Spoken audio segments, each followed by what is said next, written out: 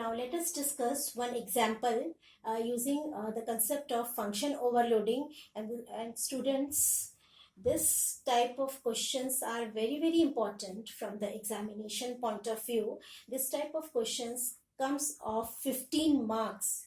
Yes, I repeat, it comes off 15 marks, 1-5. So please listen carefully and practice as much as you can practice this type of programs.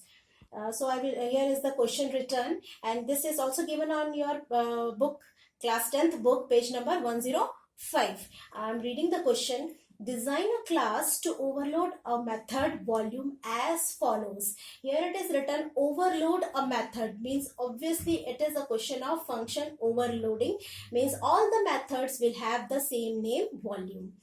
This is the prototype or the signature of the first method they have given, double volume double r. Name of the method is double. It is returning one value of double type, and it is accepting one argument of double, where r is the argument. And what it will do in the method, it will calculate the volume of the sphere using the formula T is equal to 2 pi under root L by G. This is the formula to calculate volume of the sphere. The next next definition of the volume method is, see, what it will do, it will calculate the volume of the cylinder using this formula. And this is the prototype of the method. It will return the double value, and it will accept two arguments of type double, that is h, the height, and the radius. And this is the definition or the prototype of the third method, volume.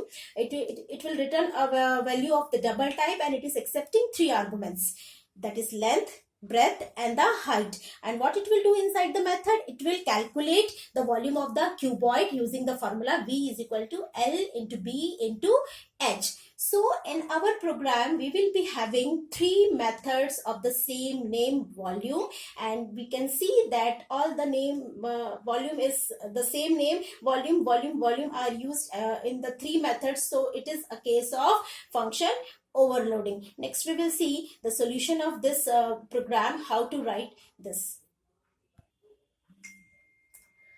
This is the class declaration, public class volume overload, name of the class. And here this is the definition of the first method, this is the definition of the second method, and this is the definition of the third method. And see, here the formulas are written using the Java expressions, and all of you know how to write a Java expression. We have discussed it many times previously. So expand the given formula using the methods you know already. Like for example, T is equal to 2 pi under root L by G. We can write like this. The formula 4.0 by 3 into 22 by 7 into mat dot power r comma 3. This is the formula we can use to write to expand that particular formula. Next is the method for the definition for the next method, volume, where it is calculating the volume of the cylinder. Next, it is calculating the volume of the cuboid using the formula L into B into H, and finally it is returning one value. Now you see, everywhere all these methods falls in the category of third type user defined method, where it accepts the argument and it returns also. So because it is returning the values, so we need three extra more variable in the main method to store these values. So look at the definition of the main method here.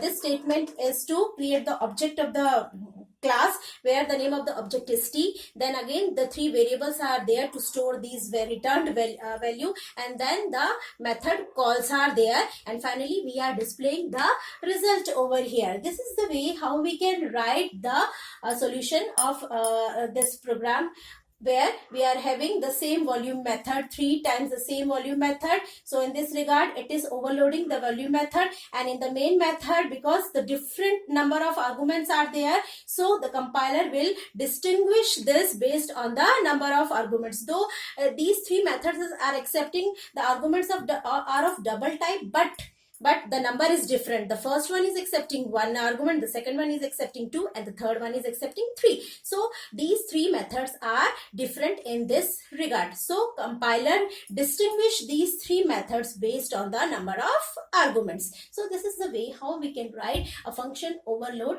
program. So students, this is very important. Again, I repeat, from the examination point of view, practice as much as you can practice, and if you feel any doubt, feel free to ask. Have a nice day.